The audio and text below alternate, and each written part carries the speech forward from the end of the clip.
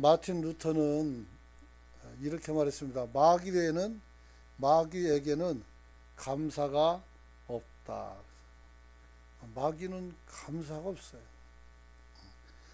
감사는 하나님께 속한 사람들이 하나님의 은혜를 가지고 고백하는 것이죠.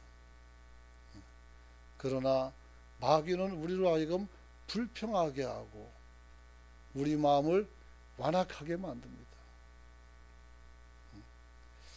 오늘 앞뒤 사람 서로 인사할 때 감사하고 삽시다. 옆에도 감사하고 삽시다. 오늘은 추수감사 주일입니다. 이 추수감사라는 말은 농작물을 이렇게 다 추수하고 거기에 감사해서 우리가 하나님께 드리는 예배이죠. 근데 한국 교회는 이 추수감사절을 지키지만 대개가 이제 농사 짓는 사람도 있지만 도시에서는 한 해 동안 하나님이 우리를 어떻게 이끌었는가 하는 것을 생각해 보고 또 우리에게 또 다시 올 한 해가 이제 한 달 좀 더 남았어요. 그 얘기 2024년도가 이제 끝날 날이 얼마 안 남았다는 거예요. 엊그저께 신년 예배 드린 것 같은데 벌써 이렇게 됐죠. 그래서 올해가 하나님의 은혜로 살았던 것처럼 내년에는 더 큰 하나님의 은혜로 살게 해달라는, 그리고 그런 염원을 담아서 우리가 하나님 앞에 감사 예배를 드리는 것입니다. 여러분, 그래서 성경은 우리에게 뭐라고 말씀하는 거 하니 감사하는 자가 되라고 말씀했어요. 감사하는 자. 골로새서 3장 15절 보면 같이 한번 읽어봅니다. 시작. 그리스도의 평강이 너희 마음을 주장하게 하라. 너희는 평강을 위하여 한 몸으로 부르심을 받았나니 너희는 또한 감사하는 자가 되라. 할렐루야. 여러분, 성경은 우리에게 말합니다. 그리스도의 평강이 너희 마음을 주장하게 하라. 불편해하지 말고 이 마음 뺏겨가지고 막 무서워지도 말고 불안해하지도 말고 오늘 그리스도의 평강이 내 마음에 들어오게 하라 했어요. 그리고 너희는 평강을 위하여 한 몸으로 부름받았다는, 우리 은강교회 모든 성도 하나하나는 하나님의 평강으로 붙잡힘 받은 사람이 될 수 있기를 축원합니다. 나 혼자만 불안에 떨면 안 돼요. 한 사람도 그런 사람이 없어야 돼요. 그렇죠? 그리고 그런 과정 속에서 또한 너희는 감사하라 이렇게 말씀하고 있어요. 감사하라. 여러분, 하나님은 우리가 감사 체질의 사람이 되는 것을 기뻐한다는 사실을 우리는 알아야 됩니다. 감사가 체질화돼요. 그래서 여러분들이 서로 대화하면서도 원망과 불평도 말할 수 있겠지만 가급적이면 어려울수록 더 감사한 이야기들, 더 긍정적인 이야기들을 통해서 서로가 힘을 얻길 축원합니다. 집에 불이 났어요. 세간이 다 홀라당 타고 집도 다 탔단 말이에요. 그래서 이제 어머니랑 아버지랑 아이들이 길 밖에 서서 탄 집을 바라보고 있는데 아버지 눈에서 눈물이 두루룩 떨어진단 말이에요. 그때 그 아이들이 한 말이 있어요. 아버지, 우리가 있잖아요. 우리가 도울 테니까 힘을 내라는 얘기 아니겠어요? 여러분, 오늘 여러분들이 힘들 때 서로 자리를 비켜 도망가지 말고 그 자리에 서서 힘을 실어줄 수 있기를 축원합니다. 그래야 여러분도 편안하고 또 가족 모두가 다 편안할 수가 있는 것입니다. 그러므로 바울은 우리에게 데살로니가전서 5장 18절에 보니까 범사에 감사하라 이렇게 말합니다.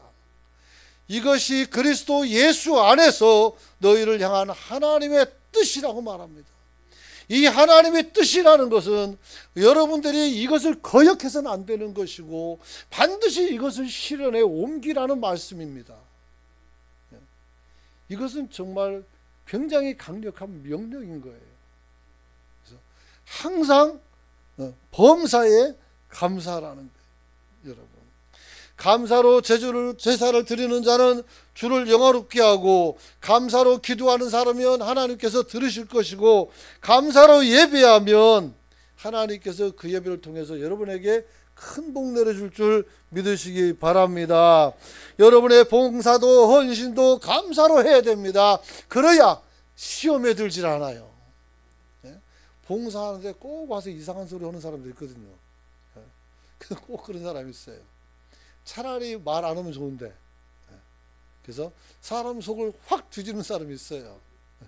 그러니까 그런 말을 하든 말든 여러분이 감사로 꽉 채워져서 여러분이 충성을 다할 수 있기를 축원합니다. 여러분, 모든 것이 감사여야 합니다. 진정한 행복은 감사만큼 행복할 수가 있기 때문입니다. 진정한 행복은 내가 얼만큼 감사하느냐 이거예요. 제가 처음 여기서 사역할 할 때, 우리 교회에서 왔을 때 가진 마음이 어떤 것이냐면, 여러분들이 보니까 긍정적인 것도 있고 부정적인 것도 있어요. 그때 제가 무슨 생각을 했는가 하면, 코로나 때 사람들도 못 만나는데 그러면서 이게 참 목회가 잘 될까 뭐 이런 생각도 있고 걱정도 있었어요. 근데 바꿨어요. 마음을 긍정적으로. 비록 코로나지만 이것은 나한테 절대로 손해가 아니다. 아멘하면 복 받을 것 같은데. 네. 그래요. 그래서 절대로 나한테 손해가 될 게 없다 그랬어요. 네. 네. 그리고 손해 안 봤어요. 또 여러분들이 부정적인 말을 하거나 부정적인 생각을 가질 때도 제가 아내랑 대화하면서 혹여 그런 잘못된 걸 집어낼 때마다 집어넣었어요. 그리고 좋은 것을 얘기했어요. 이분이 얼마나 좋은 분이고 저 사람이 얼마나 이 교회에서 힘을 가지고 사람들을 잘 보살피는지 이런 걸 얘기했어요.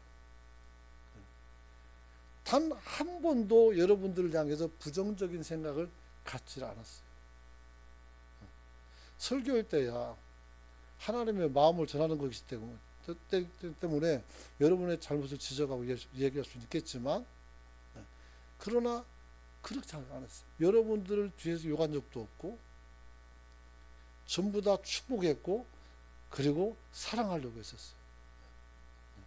그랬더니 하나님의 은혜가 우리 교회에 있었단 말이에요. 여러분, 그래서 만약에 지금까지 우리 교회를 잘 돌볼 수 있었던 비결이 뭐냐고 묻는다면 저는 감사다. 그리고 여러분을 향한 고마움을 계속 가지고 살았다는 것입니다. 여러분, 오늘 우리도 감사할 수 있기를 축원합니다. 특별히 성경은 우리에게 추수를 통해서 드리는 감사의 중요성을 말씀하고 있어요.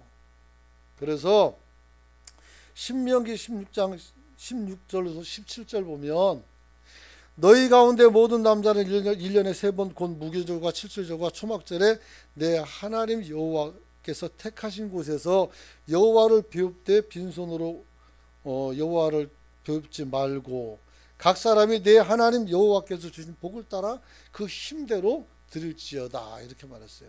이 초실절집 이게 뭐냐면 전부 다 맥추제고 똑같은 거예요. 그래서 첫 그 소득을 얻을 때 그때 절기를 얘기하는 거예요. 빈손으로 하지 말고 오늘 여러분이 하나님께서 받은 복을 따라 힘대로 드리라, 이렇게 말씀했던 것입니다. 여러분, 그러므로 주님께서 성경에서 우리에게 말하는 가장 큰 강조점은 어디에 있는가 하면 하나님께 감사할 수 있기를 축원합니다. 하나님께 감사해야 돼요. 그래서 여러분들이 그 감사거리를 계속 찾아낼 수 있기를 축원합니다. 그런 거예요. 그렇죠. 그러므로 오늘 저는 예수님의 감사라는 주제로 예수님의 삶이 그냥 산 것이 아니라 예수님도 감사하며 살았다는 사실을 여러분들에게 말씀을 드리기를 원합니다. 그리고 이 추수감사를 통해서 우리도 예수님처럼 우리가 늘 감사하고 살아가는 그런 성도가 되시길 축원합니다. 그 범사에 감사한다는 것은 정말 중요한 거예요. 여러분들의 범사에 감사가 넘쳐나는 그런 역사가 있기를 원합니다. 원합니다. 여러분, 그렇다면 예수님은 어떤 감사를 드렸을까? 4번의 감사를 성경에서는 복음서에 나와 있습니다. 여러분, 특별히 그 기도를 잘 살펴보면 우리 눈으로 볼 때는 별로 감사가 아니라 어려움 속에서, 고단함 속에서 신음하는 때였어요. 낙심하거나 죽임을 목전에 두거나 그런 상황이 있단 말이에요. 그런데 그럼에도 불구하고 예수님은 감사하고 또 감사하고 또 감사하고 있는 것을 확인할 수가 있어요. 그래서 이 4가지 감사를 보면 첫 번째 예수님의 감사는 한번 따라서 합시다. 작은 것에도 감사. 아주 적은 것이지만 그것을 무시하거나 그것을 버리거나 배척하지 않고 이것을 통해서 큰 역사를 이루셨단 말이에요. 요한복음 6장 5절로 11절 보면 5,000명을 이제 먹이는 엄청난 기적의 현장이 나타납니다. 그런데 오늘 주님께서 산상부를 사람을 모아놓고 설교하신 이후에 제자들에게 이런 말씀을 하심으로써 이 사건이 시작돼요. 우리가 어디서 떡을 사서 이 사람들을 먹게 하겠느냐라고 물었어요. 산이에요. 마을과 너무 멀리 떨어져 있어요. 아무도 도시락도 싸운 사람이 없어요. 그런데 여기서 뭘 사다가 먹이고 말 게 어디 있어요?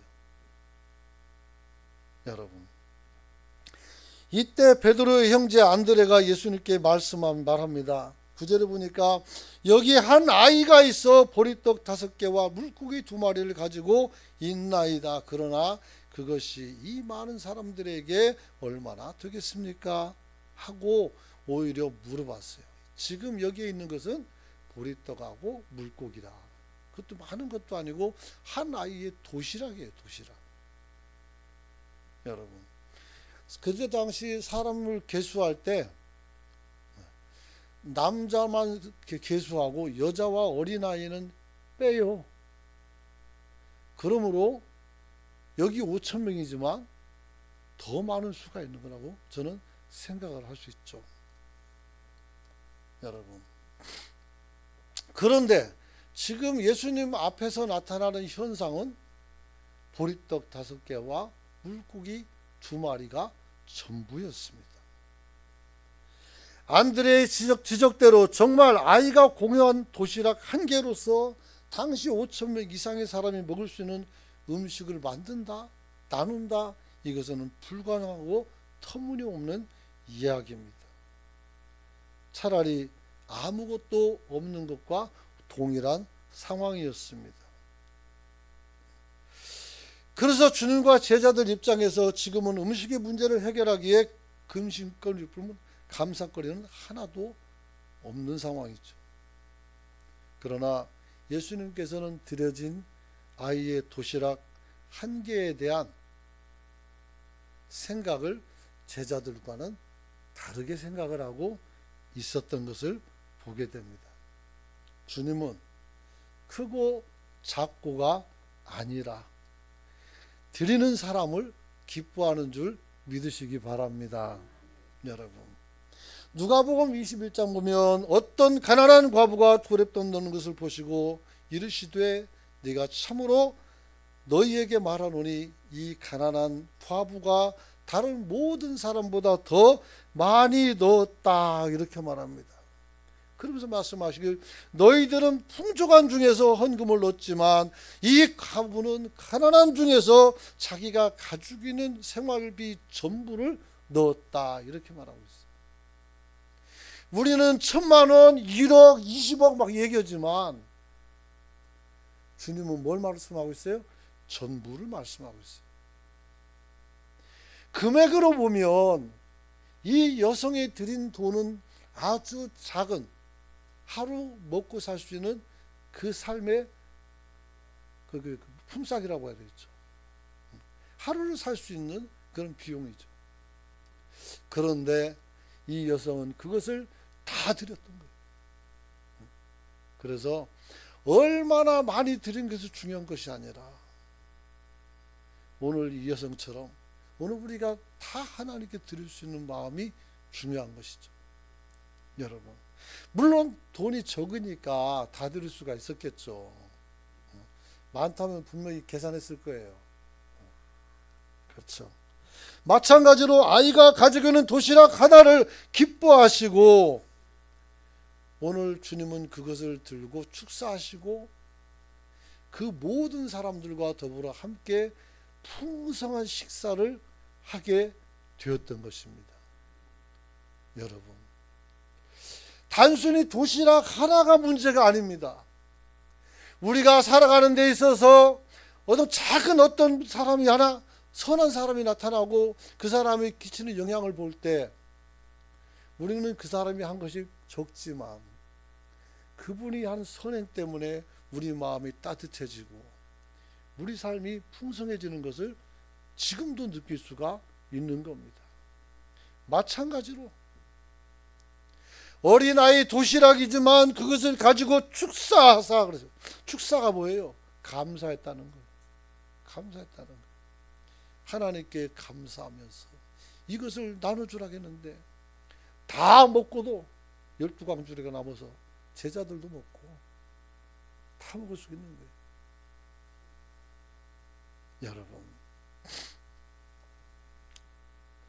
예수님의 감사는 5,000명을 먹일 떡이 준비된 다음에 하신 감사가 아니었습니다.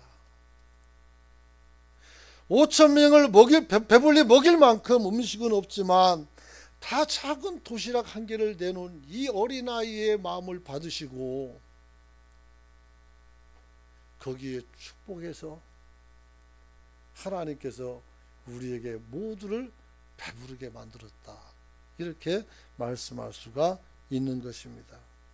그러므로 외형상 아무런 일이 일어나지 않았더라도 먼저 감사로 하나님께 영광을 돌리시고 하나님께서는 그 아이의 헌신을 통해서 기적을 일으키신 것입니다. 여러분, 기적은 이렇게 시작되는 것입니다. 아주 작은 내가 하나님 앞에 나를 드리고 하나님 앞에서 그 영광을 구할 때 하나님은 여러분을 통해서 영광을 얻고 여러분의 아픔을 치유해 줄 수 있는 줄 믿으시기 바랍니다. 여러분, 자신의 것을 적지만 내놓는 사람들의 헌신과 그것을 받아들고 감사하고 나누어 주시는 하나님의 능력, 이것이 바로 우리 삶을 윤택하게 하고 우리의 불가능한 삶을 가능의 삶으로 바꿔주는 역사인 줄로 믿으시기 바랍니다. 여러분, 오늘 예수님께서 작은 것을 받아들고 감사했을 때 여러분, 오늘 주님 앞에서 이런 일을 할 수 있게 하신 것은 하나의 드림이란 말이에요. 오늘 누가 이곳에서 여러분을 드릴지는 모르겠습니다. 여러분이 드리는 감사한 금에 이 마음이 그대로 실려 있기를 축복합니다. 그러면 내년에 우리 교회는 날마다 기적이 일어나는 큰 교회가 될 수 있는 줄 믿습니다.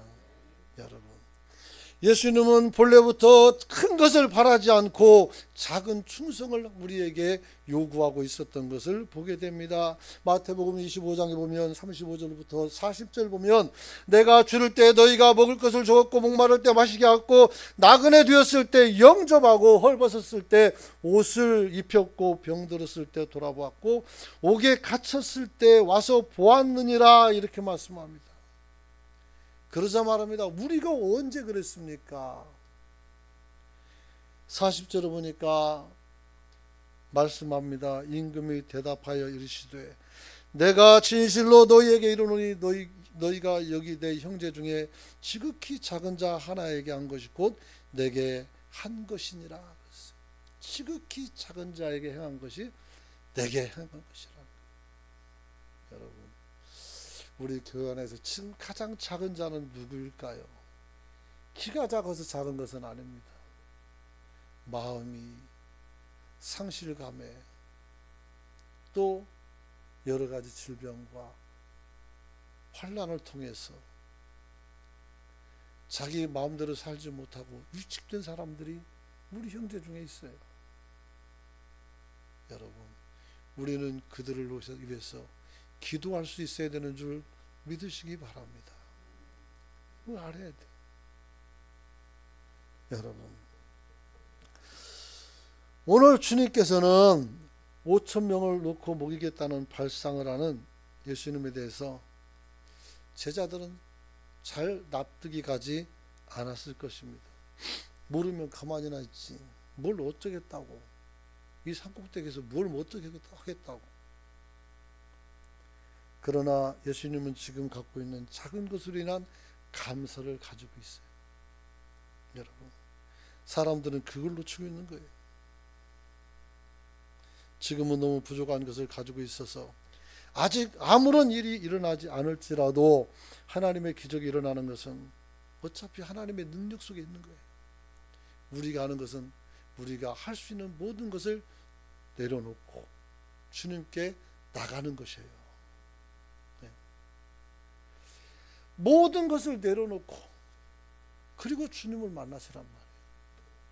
거기서 기적은 시작되는 것입니다. 중요한 것은 믿음으로 믿고 기도하는가 그렇지 않은가의 책임. 요즘 우리 다니엘 기도를 하고 있잖아요. 보면은 그 시간마다 기도 제목이 정말 많아요. 얼마나 정말 성실하게 사는 사람들이 많은지. 나보고 그렇게 살라고 하면 못 살 것 같아요. 그런데 참 그렇게 살고 있었고, 지금 떠오르는 사람은 김요셉인가? 그분인데, 그분 삶을 쭉 간증하는 거 보니까 요셉하고 똑같이 살았어요.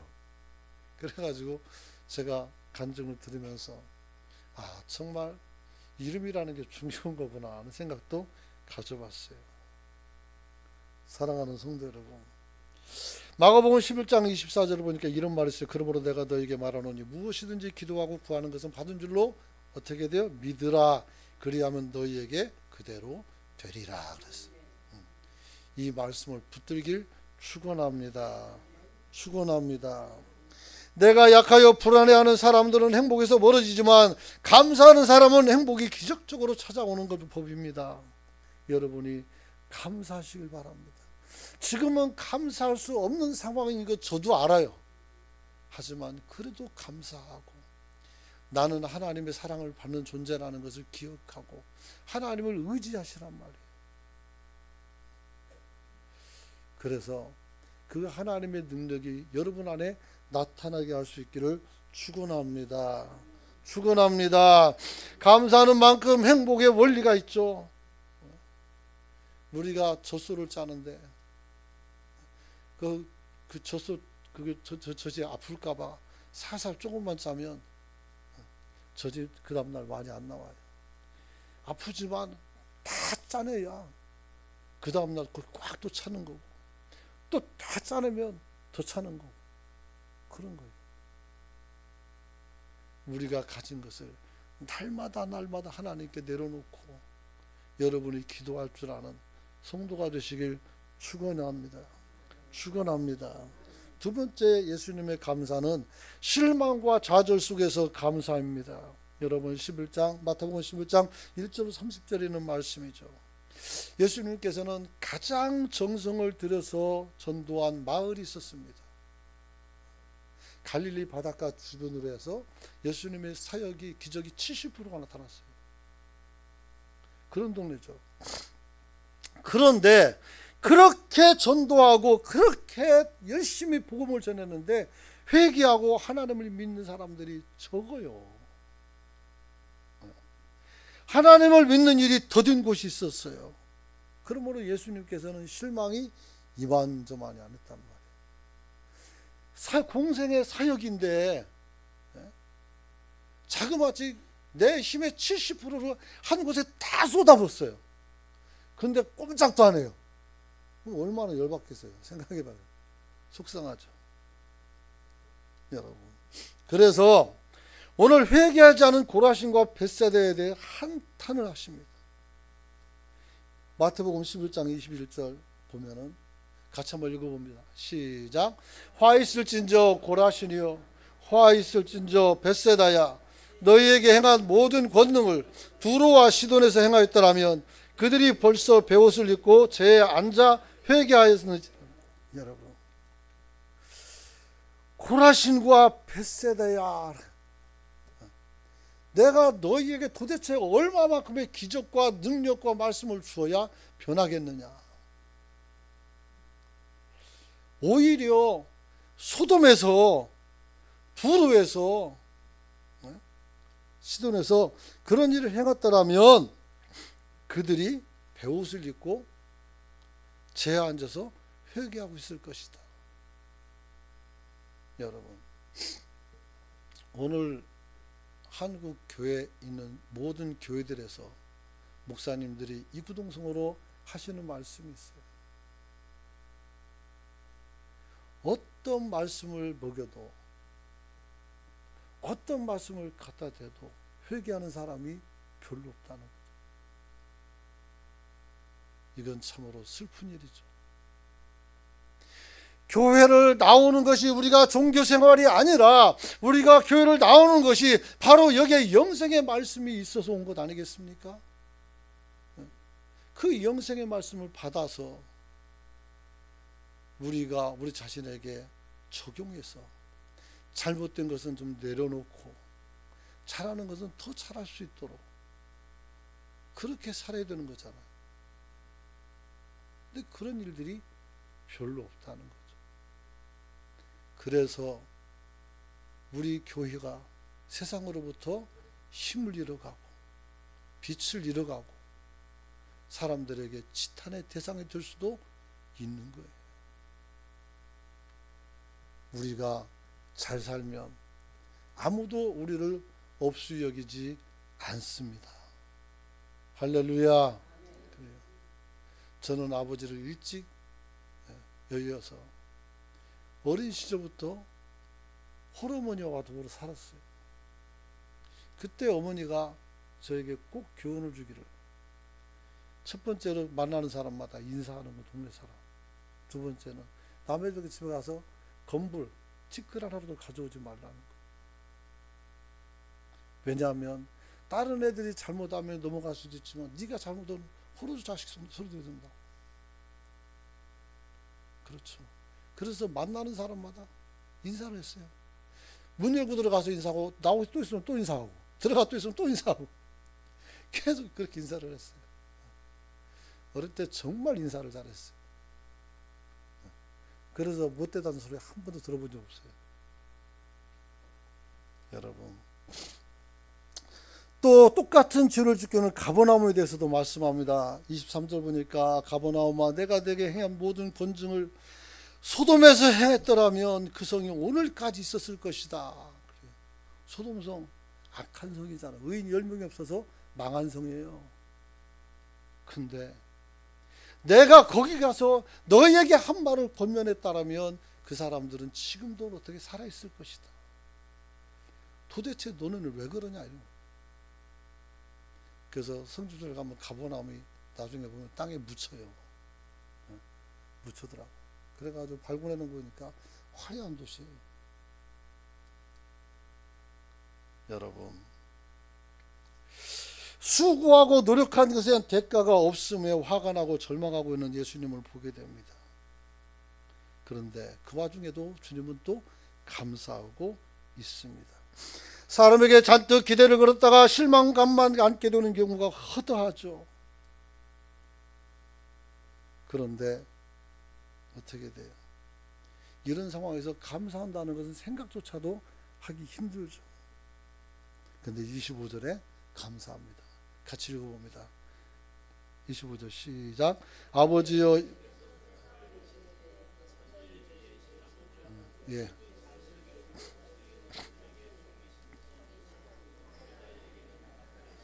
감사하나이다. 아멘.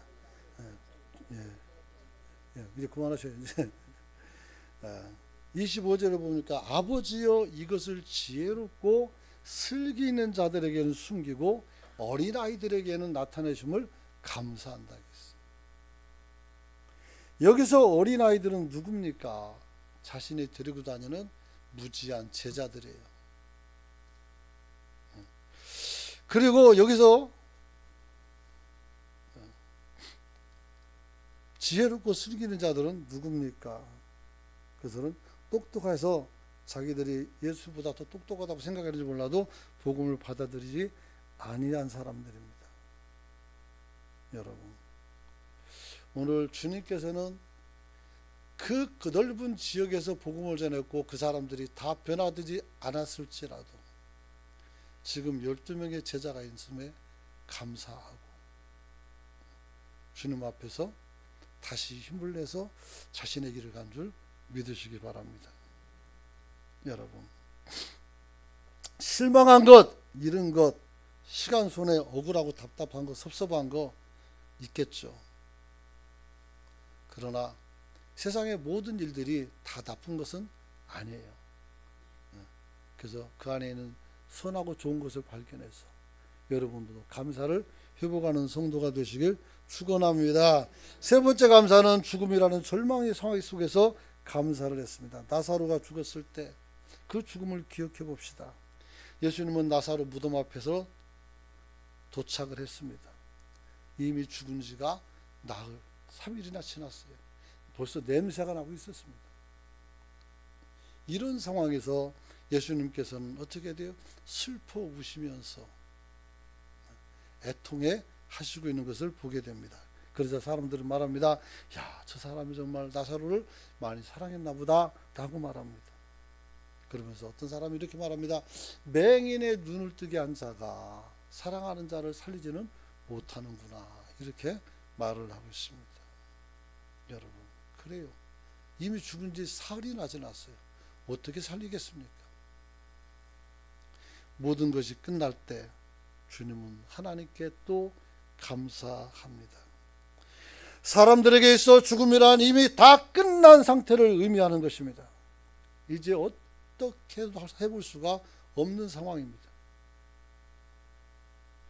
그래서 다 실망하고 슬퍼할 때 주님은 또 이들과 다른 생각과 각도로서 지금 이 현상을 바라보고 있습니다.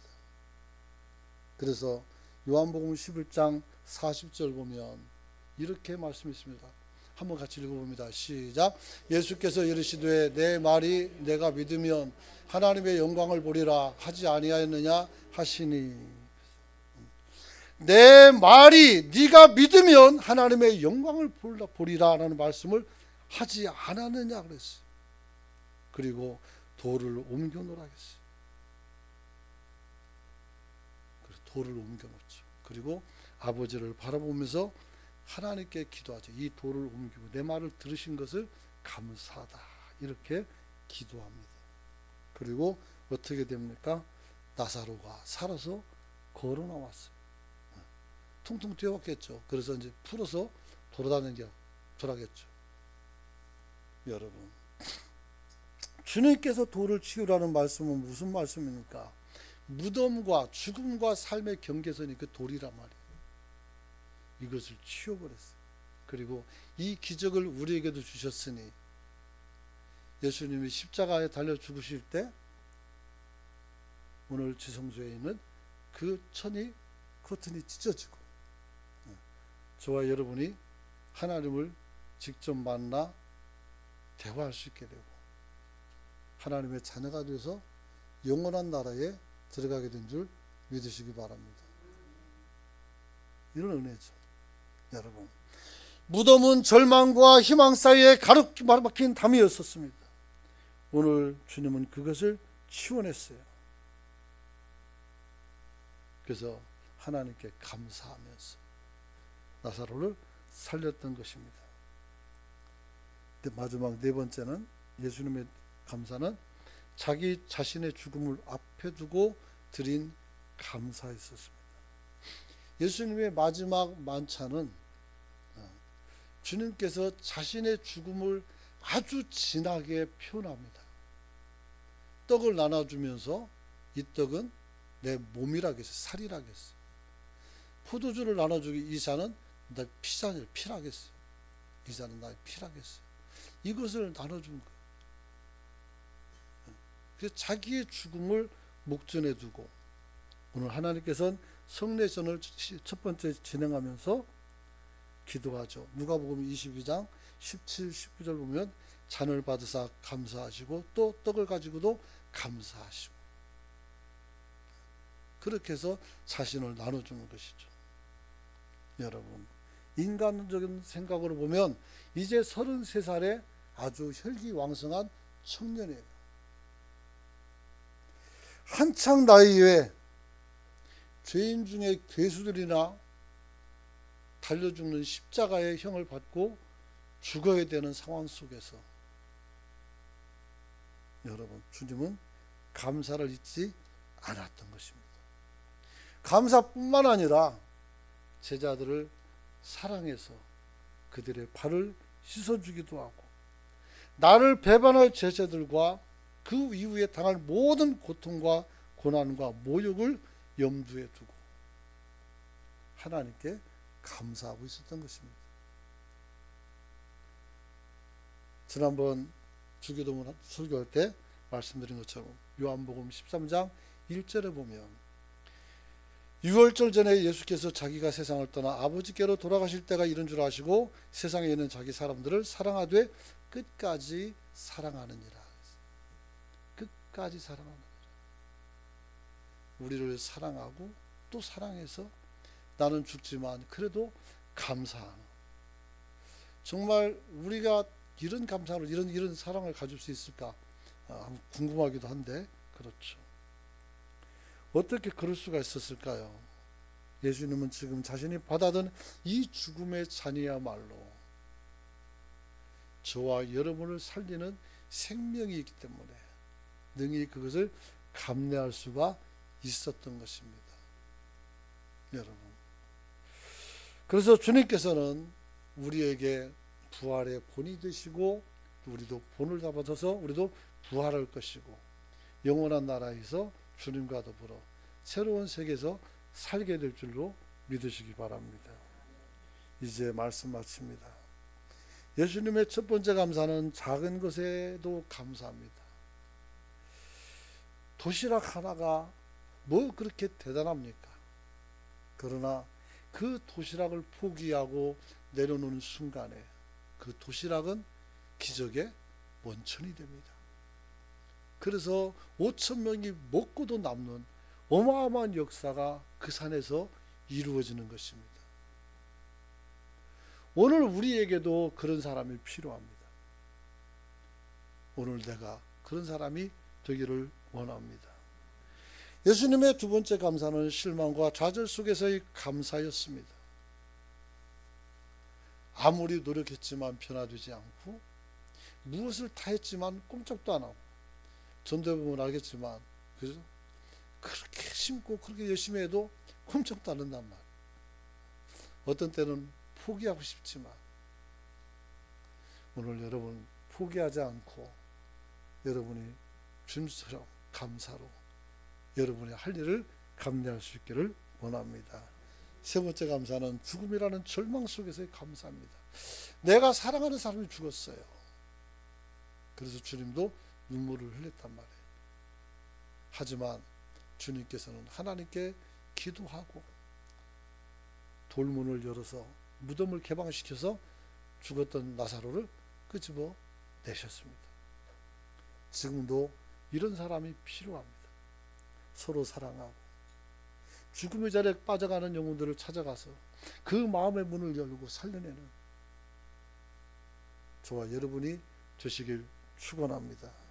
네 번째 감사는 자신을 죽음 앞에 두고 드린 감사였습니다. 나를 죽게 하신 하나님께도 원망할 수도 있지만 그러지 않으셨어요. 예수님이 얼마나 살고 싶어 했는데요. 정말 살고 싶어 하셨어요. 그러나 죽어야만 됐어요. 그게 그의 분의 길이었기에, 그리고 우리는 그 길을 통해서 우리가 영원한 생명을 얻을 수 있기에 세상을 구하기 위해서 자신을 기뻐하며 감사하면서 내놓으신 것이죠. 그래서 하나님께서는 우리에게 우리 사랑하되 끝까지 사랑하시는 그런 모습을 가진 것입니다. 그러므로 우리도 이 네 가지 감사를 통해서 삶을 살게 해달라고 여러분들이 주에 치고 잠깐 통성으로 기도하길 원합니다.